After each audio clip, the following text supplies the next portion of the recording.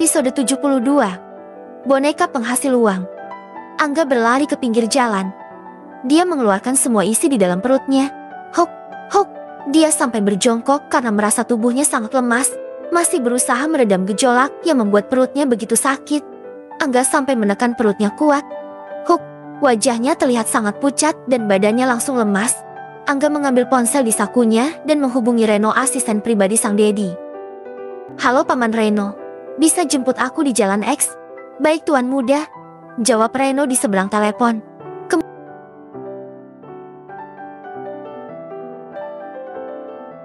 Kemudian dia menutup panggilannya dan memasukkan kembali ponselnya di saku.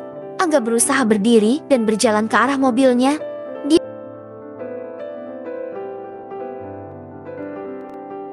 membuka pintu mobil dan segera masuk ke dalam. Tiba-tiba ingatannya kembali tertuju pada kekasihnya, Erem, yang kabarnya berada di rumah salah satu sopir pribadi dedinya itu. Erem, jangan marah sayang. Gumam Angga memejamkan matanya. Dia merasa seperti seorang kekasih yang tengah mengkhianati kekasihnya. Padahal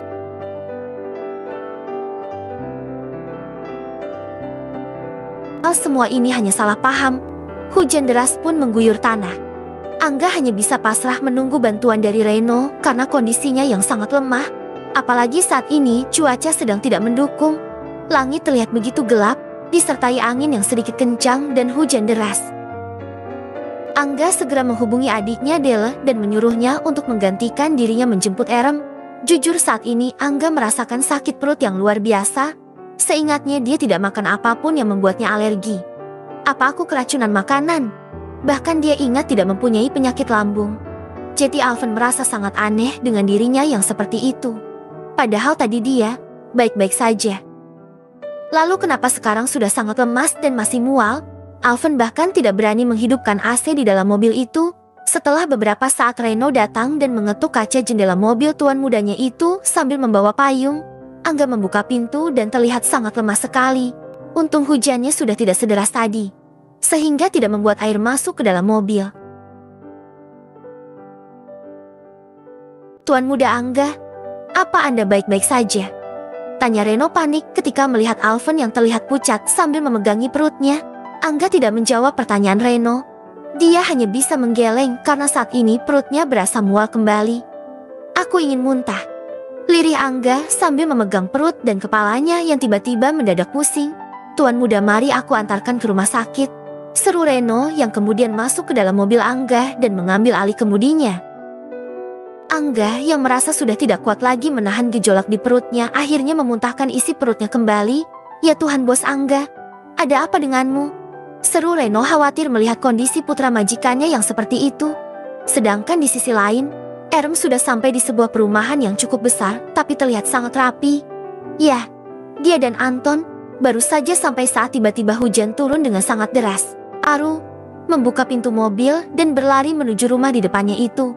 Anton yang juga ikut berlari menuju rumahnya kemudian masuk dan berbicara dengan seseorang di dalam rumah. Memandang langit yang begitu hitam disertai hujan yang sangat deras. Tidak lama setelah itu Anton keluar dari dalam rumah dengan membawa sesuatu di tangannya. Nona, silahkan pakai handuk dan baju ini untuk mengganti pakaian Anda yang basah. Ini milik mama saya dan belum pernah dipakai sebelumnya, ucap Anton memberikan sebuah handuk dan kaos besar milik mamanya itu. Mengambilnya dengan terenyuh. Terima kasih, maaf sudah sangat merepotkanmu, Anton, ucap merasa tidak enak hati. Tidak apa-apa Nona, mari saya antar ke kamar mandi, ucap Anton. Kemudian masuk ke dalam rumah Anton mengikuti pria muda yang berprofesi sebagai sopir di rumahnya itu. Selamat datang di gubuk kami Nona muda Erem. Maaf kalau rumah kami berantakan dan sangat sempit, ucap seorang wanita parubaya. Memandang wanita yang sangat ramah itu dengan tersenyum.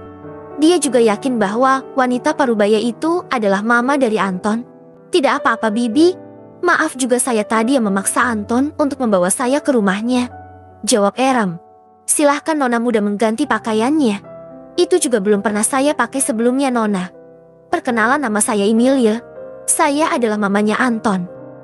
Dia putra kedua saya dan bekerja pada Tuan Rian sudah sekitar 2 tahunan. ucap Emilia sambil memperkenalkan dirinya pada putri angkat dari konglomerat Ryan Richard itu. Saya Erem, jawab Erem singkat membalas jabatan tangan Emilia. Kemudian dia segera berlalu ke kamar mandi dengan arahan dari Anton, sedangkan Angga sudah berada di rumah sakit dan ditangani langsung oleh dokter pribadi keluarga Ryan. Stefani yang saat itu sedang keluar dari dalam ruang rawatnya, melihat Angga yang duduk di kursi roda dengan wajah yang terlihat pucat. Ada beberapa pengawal yang berada di belakangnya. Reno sudah menelepon bos besarnya bahwa Angga masuk rumah sakit. Apa Tuan Angga sakit? Sepertinya pagi tadi dia masih terlihat sehat-sehat saja, gumam Stefani. Tentu saja dia sangat penasaran dengan keadaan Angga yang seperti itu. Dengan langkah yang masih sedikit tertatih dan membawa selang infus di tangannya, Stefani berjalan mengikuti kemana Angga dibawa. Stefani, mau kemana kamu? Seru seorang pria yang tidak lain adalah papa dari wanita itu. Wanita itu berhenti dan menoleh ke arah suara papanya yang memanggil.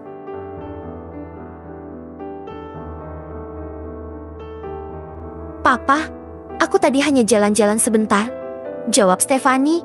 Wanita itu melihat sosok pria gagah berumuran sang papa berdiri tidak jauh darinya. Tuan Max ingin menjengukmu, tapi kamu malah pergi keluyuran seperti ini, ucap papa Stefani. Maafkan saya Tuan Max. Stefani menunduk tidak berani melihat wajah dari pria yang sudah merenggut kesuciannya itu. Ada rasa sedikit trauma kalau memikirkan malam itu. Awalnya dia hanya merasa kesal dan marah terhadap dirinya sendiri. Namun entah kenapa melihat Max, ada sebuah rasa yang menyergapnya. Trauma. Max hanya semalam menggagahinya, namun dalam semalam itu Max melakukannya sampai beberapa kali. Sampai dia hamil dan papanya menggunakan kehamilan Stefani untuk membuat Tuan Max bisa menikahinya. Ayo sweetie, kita kembali ke ruang rawatmu. Tidak baik keluyuran seperti ini padahal kamu masih belum pulih. Ucap Tuan Max sambil merangkul bahu Stefani. Wanita itu hanya menurut saja. Sudah sangat lelah rasanya apabila harus memberontak seperti dulu dan ujung-ujungnya dia dipaksa minum obat perangsang untuk melayani Tuan Max. Pria yang sangat suka dengan gadis muda seperti dirinya, Stefani merasa seperti boneka penghasil uang untuk ayahnya. Dia harus rela disuruh apapun asal sang ayah bisa mendapatkan uang. Bersambung.